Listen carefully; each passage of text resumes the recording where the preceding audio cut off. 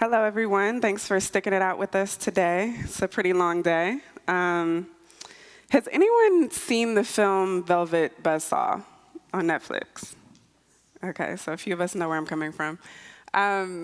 For those of you who don't, the film sort of centers around this like hyper-capitalist art center, I think in M.L.A, and revolves around this one anxiety-induced critic who only wears black, who's kind of inaccessible and just like weird and typical like stereotypes that are associated with critics, right? So I just thought I'd include some gifts from that film here. But I'm here today to sort of subvert that stereotype of what a critic can be and how criticism can move.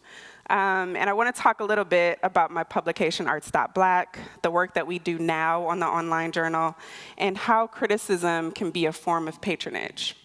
And so in the past, I've had the fortune to sort of work as in many different roles throughout the arts world, as a critic, an intern, a curator at a major institution, a researcher, a fundraiser, and in all of these different roles, I've had an opportunity to just talk about what patronage means for large institutions, smaller institutions, and organizations, for individual artists. And I think in terms of the actual term patron, we think about it in terms of money, right? Something that's fluid and thinking about this thing that needs to like fund exhibitions and fund artists. And so I just wanted to start by just grounding my talk in the definition of what a patron is and what patrons can do. So patrons are people who are special guardians, supporters, or protectors of a thing, a wealthy supporter of an artist or writer, a social or financial sponsor of a social function, one that uses wealth or influence to help an individual or institution or cause, right? And so I like to think of Arts.Black as a form, as a site of patronage. We don't have a lot of money, but we use a sort of like different currency, criticism, to support artists, to support the field, and to support these hyper-local and large ecosystems that we exist in. And so Arts.Black is a platform that seeks to patronize emerging Black critics specifically, who then have the ability to support artists in the field in ways that is just as impactful as a person with money can. And so who is Arts.Black? Arts.Black is, we think of ourselves as patrons in our own right. We are an online journal that publishes critical writing by people from the Black diaspora. And its founders and current chief editors, myself and Jessica Lynn, are both arts critics who value the critical writings that come from deep engagements with artists. So much of our own way of caring for the field through writing informs the types of writings that we feature on the site. Here we're pictured with Kara Ober. This was when we were speaking in Baltimore, actually, about Arts.Black. And here's my partner on your left here, Jessica Lynn. She's actually in Germany, immersing herself in the German language. And we run this thing sort of remotely. I live in Detroit. She has historically been based in New York, but has since been traveling in the past year. And the site sort of reflects the places in which we occupy. We're hyper-local, but we're also very diasporic. And so a lot of the work that we publish on the site comes from all around the world. We have published in different languages.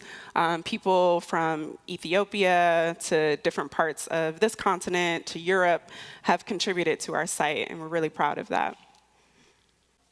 How has Arts.Black utilized critique to support ecosystems? I love this GIF. This is from Sunny in Philadelphia, right? Another stereotypical critic. This is what we do, right? We just call out bullshit. And so the ways in which, I think Arts.Black has been able to function, specifically we support acts of narrative shifting and imaginative processes that reflect collaboration and innovation between editors, writers, and artists. We publish concepts of slow reading, slow looking, and slow writing that allows for multiple entry points into the objects, films, and performances that comprise the contemporary. We also create opportunities for criticism in real life public programs.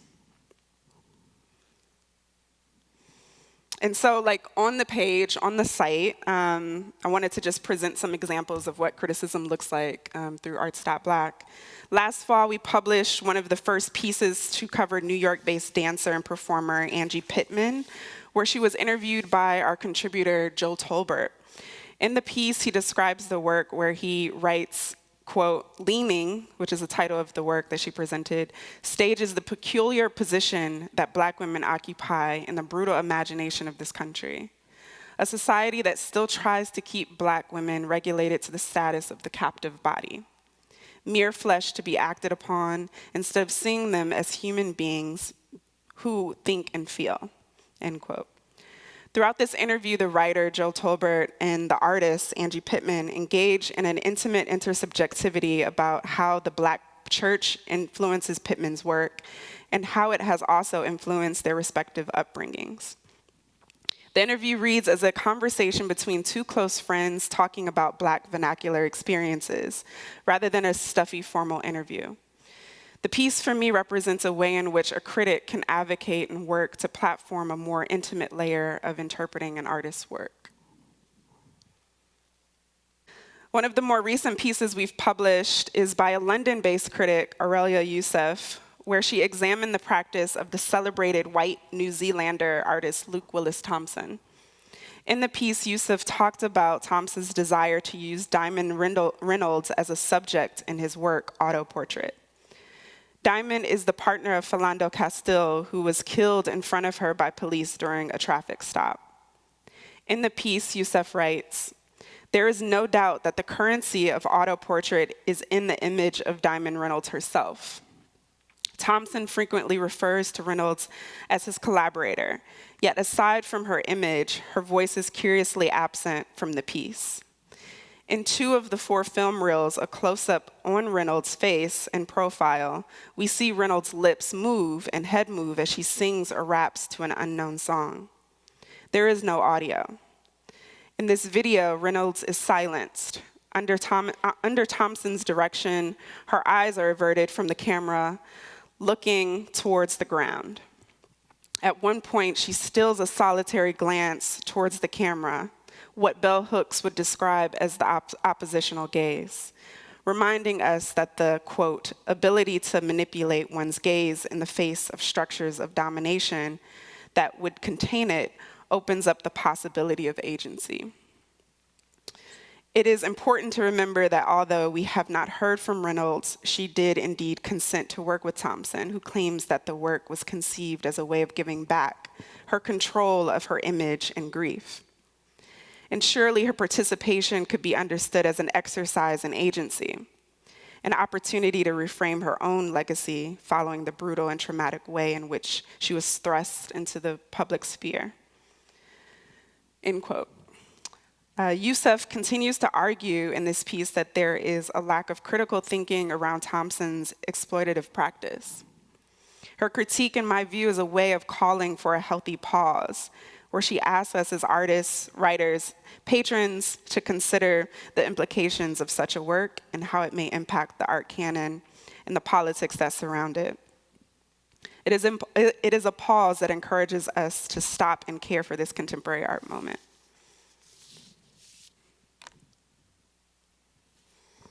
And so criticism functions on and off the page, on and off the text.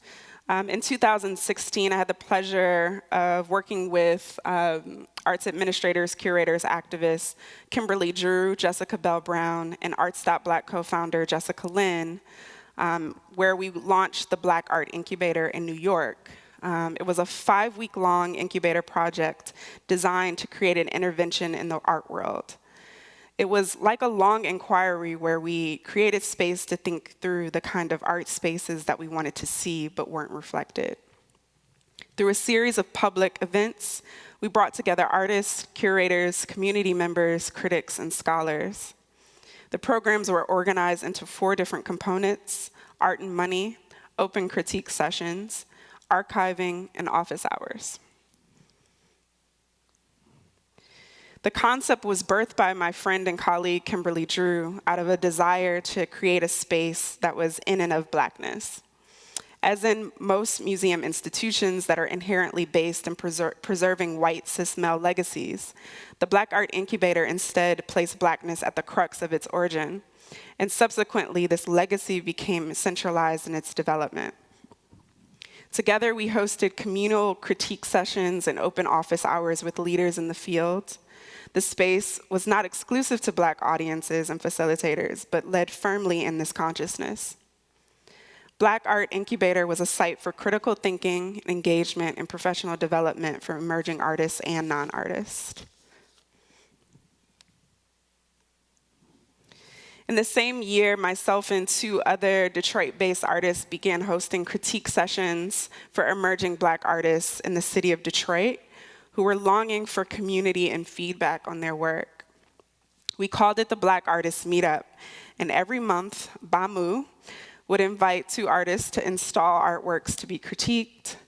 Meetings prioritized critical, thoughtful feedback that spoke directly to issues the artist was working through. Monthly gatherings would end with food, conversations, and announcements about any upcoming artist opportunities. The founders and the facilitators of BAMU currently or have previously worked as arts administrators within larger organizations and institutions. BAMU was started in part as a direct response to the overwhelmingly white and often culturally inept spaces our creative and professional work forced us to operate in. Over the span of its 2 years active, myself, peers, and participating artists were able to propel their careers forward in a myriad of ways through learning new approaches in how they described and presented their work, to garnering attention from major museum institutions and selling work to local patrons. The communal aspect of critical dialogue is one that proved immensely valuable for our group. More recently, Arts.Black partnered with Berlin-based publication ContemporaryAnd to produce a series of critical writing workshops in Detroit. I led 4 workshops on unconventional approaches to critical arts writing with a group of German and Detroit-based writers and artists. In February, we led a similar workshop at Ars.NOLA in New Orleans. In both instances, participants revealed a longing for arts critics and criticism in their respective cities. And we had deep, rigorous conversations about what critique can do, what criticism can do. The main takeaway for me is that there is a deep desire for writers and artists in the field to have more support in this area, in addition to sales, gallery representation, and museum validation. I think far too often in the art world, most conversations revolve around money, and not that it isn't very important. I think that we should also consider other forms of patronage that is lacking in this field, such as arts writing and criticism, especially in cities like Detroit and Memphis. So yeah, thank you. That's the end of my presentation. I welcome any questions post-talk. I think we're running behind, but you can follow me and Arts.Black online at the respective handles. Thank you for your time.